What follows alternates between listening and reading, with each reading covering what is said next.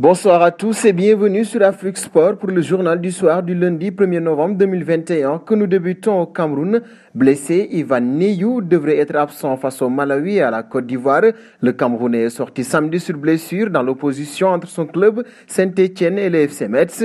Le joueur de 24 ans a été victime d'une grosse entorse à la cheville, ce qui l'éloignera des pelouses entre 4 et 6 semaines, présent dans les récentes listes des Lions indomptables et dans la pré-liste actuelle de Conceição. Le milieu de terrain devra donc manquer le prochain regroupement des Lions indomptables. Un saut auprès de Maxwell Cornet, transféré de Lyon à Burnley l'été dernier pour 15 millions d'euros. L'Ivoirien connaît une adaptation express à la Premier League. Samedi, l'international ivoirien a ainsi activement participé à la victoire des Clarets contre Brentford 3-1 en marquant d'une belle frappe enroulée de l'entrée de la surface qui s'est logée en pleine lucarne à la 35e minute. Il s'agit déjà du 4e but en 5 matchs de championnat pour l'ancien Messin depuis son arrivée, précision qui a son importance. Contrairement à Lyon où il avait été reconverti comme latéral gauche, l'éléphant a retrouvé son poste de formation, celui d'ailier, avec succès. Et nous pensons au Guinéen Mohamed Bayo, à l'origine d'un accident de la route alors qu'il se trouvait en état d'ébriété le week-end dernier. L'attaquant de Clermont avait d'abord pris la fuite,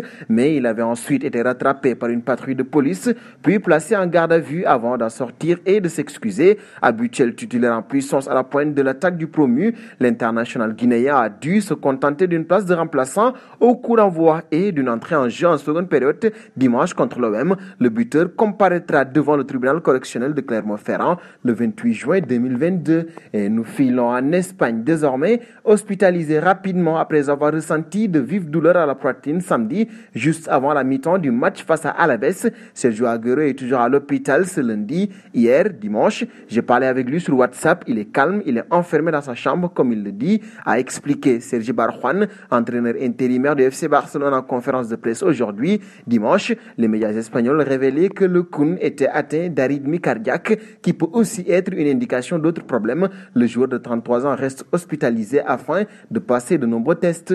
Passons maintenant du côté de Karim Benzema, absent du groupe du Real de Madrid pour le match contre Elche samedi, alors qu'il avait beaucoup enchaîné depuis le début de saison. Karim Benzema a participé normalement à la séance d'entraînement collectif du jour et il sera bien présent pour le match de Ligue des Champions contre le Shakhtar Donetsk mardi. Touché au juchot-jambier contre Elche, Rodrigo s'est lui entraîné en salle et sa présence contre les Ukrainiens est très incertaine puisqu'il va passer des examens prochainement. Nous terminerons avec le dossier Javier Hernandez afin de remplacer Ronald Koeman, limogé mercredi dernier. Le FC Barcelone a fait de Javier Hernandez sa priorité. Selon Mundo Deportivo, une délégation barcelonaise se rendra cette semaine au Qatar pour finaliser l'arrivée de l'actuel entraîneur d'Al-Sadd et le Barça a prévu d'y envoyer du lourd. Le président Juan Laporta, le vice-président sportif Rafa Yuste et le directeur du football Matteo Alemany ont tous programmé pour ce déplacement. Le Barça veut mettre tous les atouts de son côté pour finaliser au plus vite la venue de l'Espagnol sur le banc.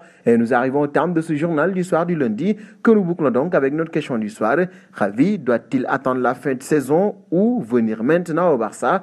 Vos réponses seront attendues en commentaire. En attendant, n'hésitez pas à vous abonner sur Afrique Sport pour ne rien manquer des informations autour du football.